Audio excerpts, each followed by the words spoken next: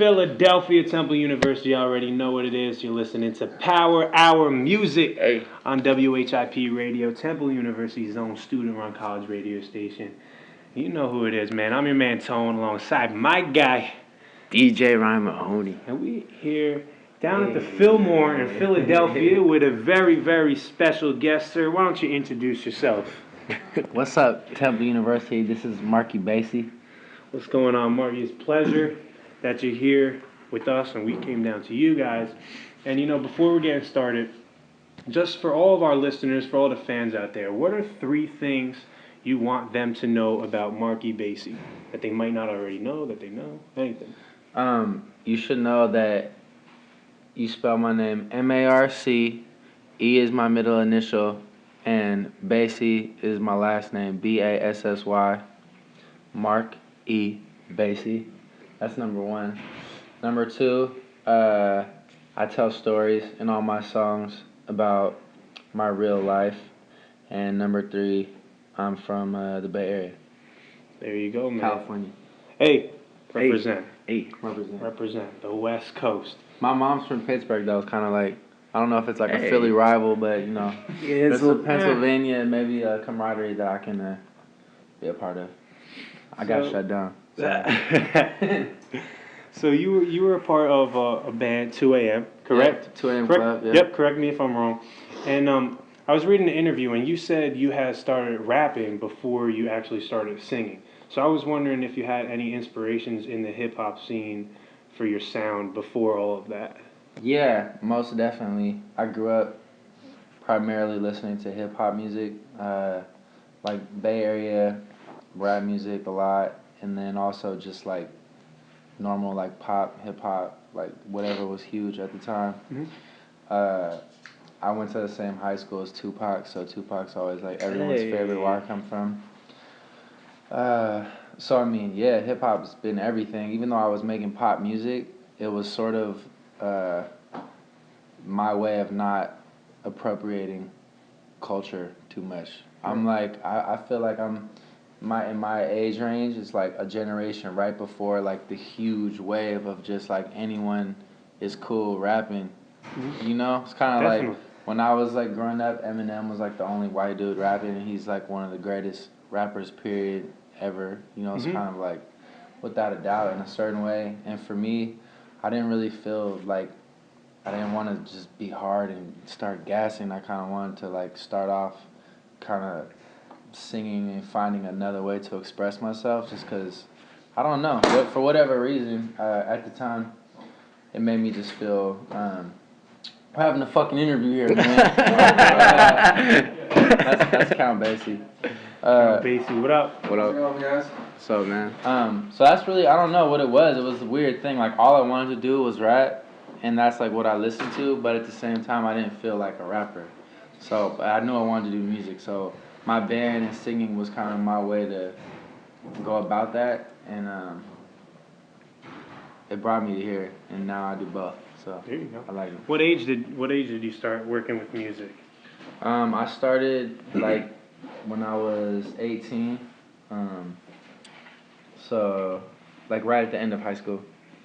So you've been involved with music since you're 18. I'm 28, so 10 years. So a long time. Yeah. How is balancing college with a music career? I didn't go to college. Well, I did for a little bit, almost like a semester plus and some change at UC Santa Cruz, but world famous banana slugs. Sorry, but me and Count Bassy went there too.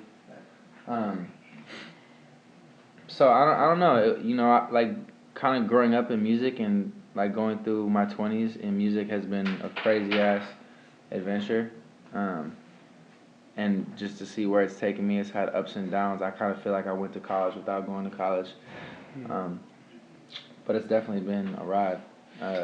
And I'm kind of excited where it's at right now more than I ever have been.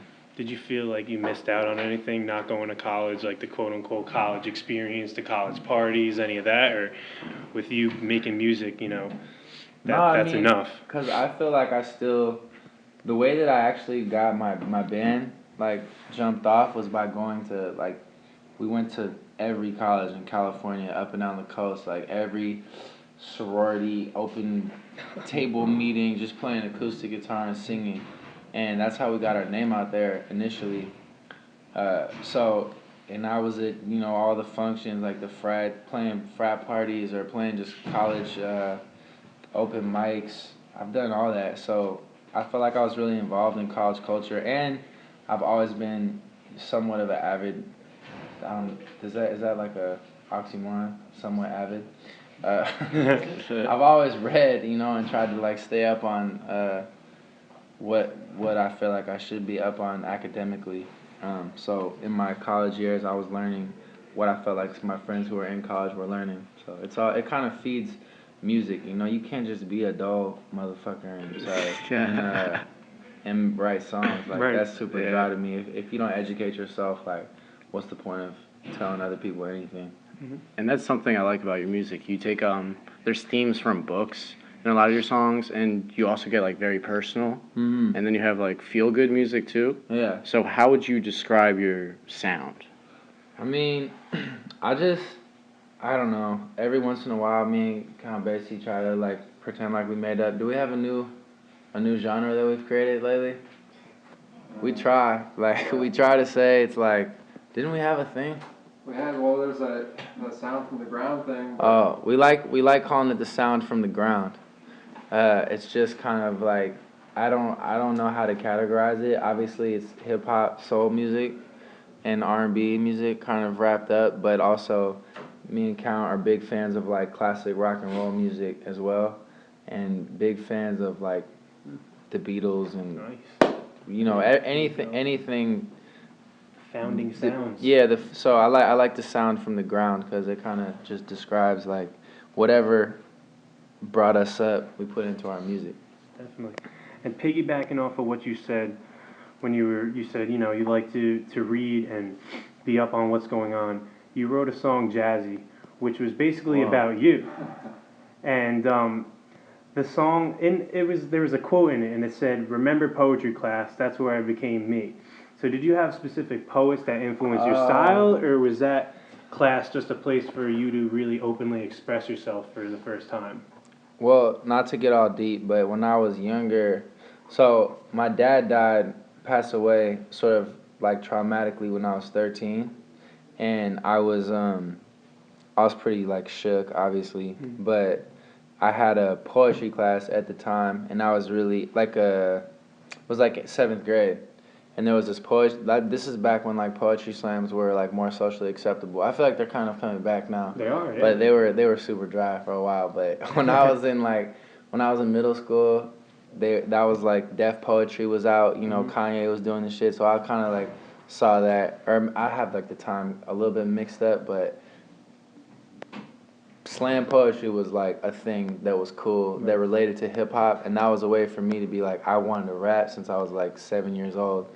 So I was like, I don't feel comfortable going up there and really rapping it, but I want to do poetry. And then when this, I had moved around a lot when I was younger. I lived in tons of different places, tons of different houses, around the Bay Area. My dad had passed away, so it was like a good outlet for me. So Miss Juarez, 7th grade class, that was my teacher. She had me up there, and I remember like the first poem was like, make a poem about and I was not a good student either. She was like, make a poem about your favorite like cartoon character, and it was Mighty Mouse. And so I did a whole thing about Mighty Mouse, and everyone in my class really liked it, and it was really easy for me. And I was like, oh shit, like that's cool, everyone likes that. So then I kept doing it, and then we would have every Friday, we'd have a poetry slam in class, and I would just, fuck, bro.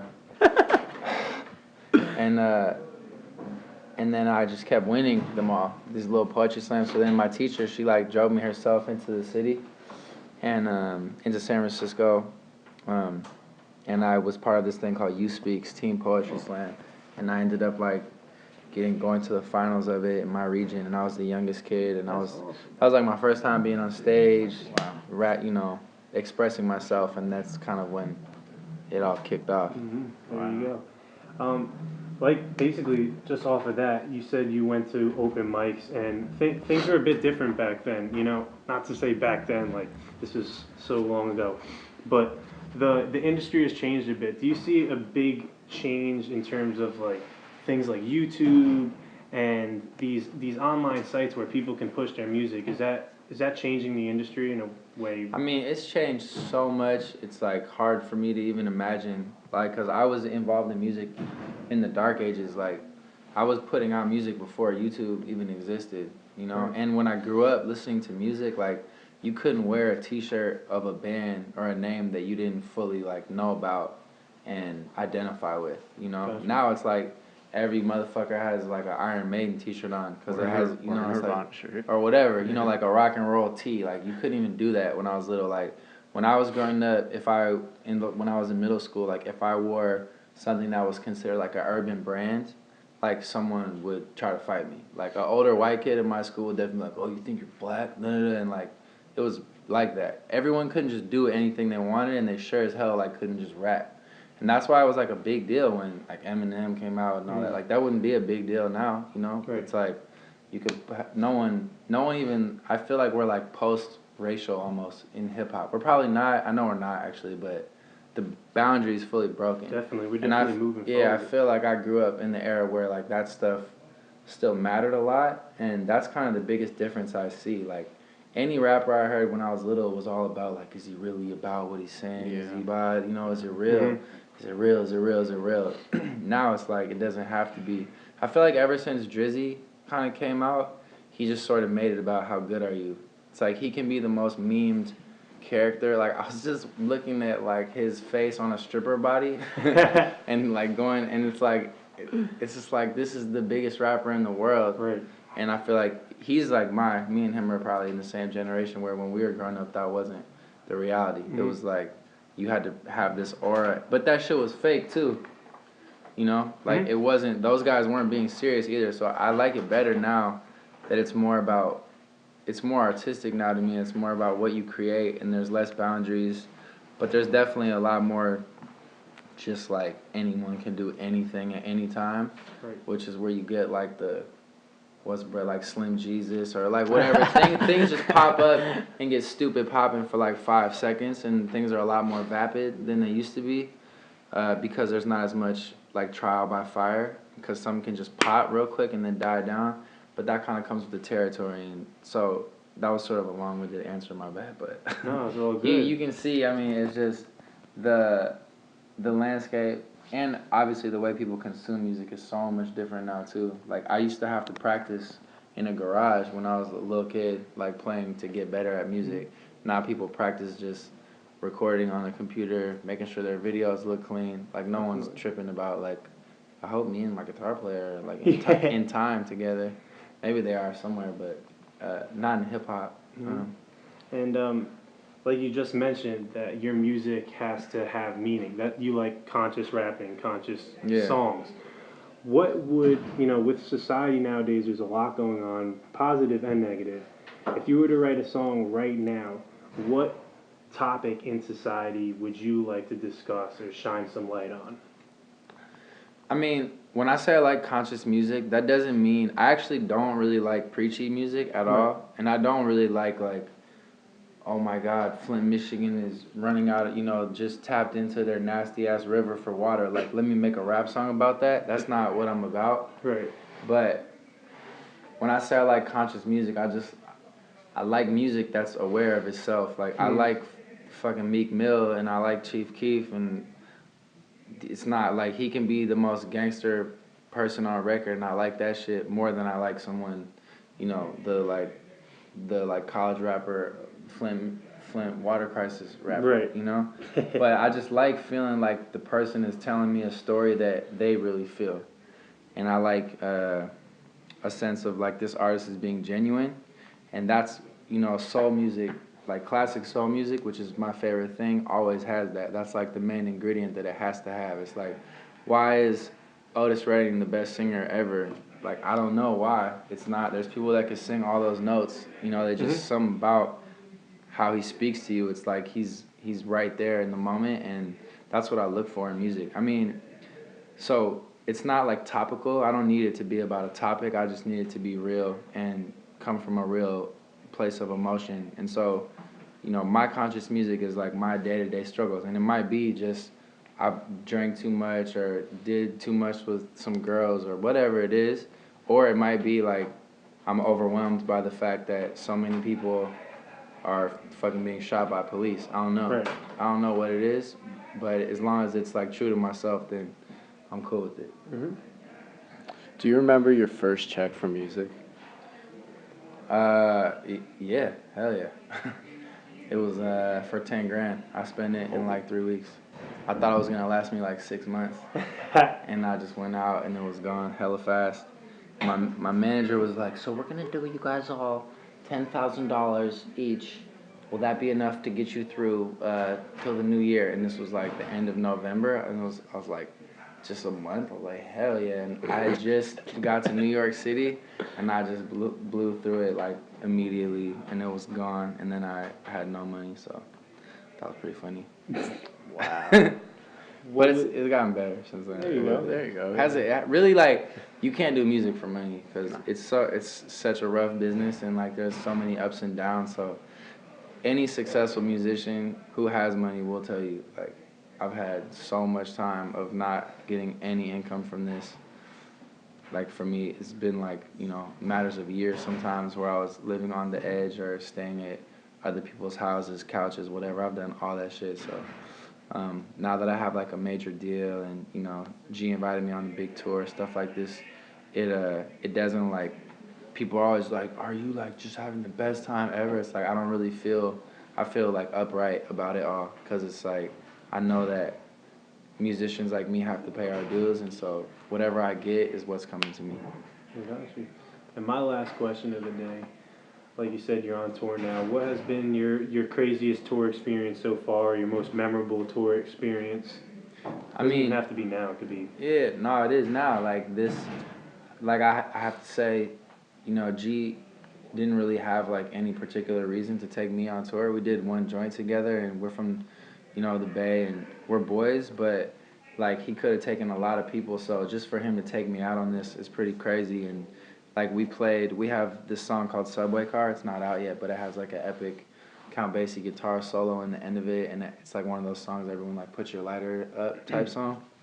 And we played in front of like 10,000 people at a time on this tour, and like every single person just throwing up their phone, like looking out and being like, oh my God, like we were just making music at the Boys and Girls Club, you know, in my friend's like little makeshift lab when he wasn't like teaching. That was only like a year ago, so I'm just stoked to be out here. So the whole tour experience is pretty much the best I've had thus far.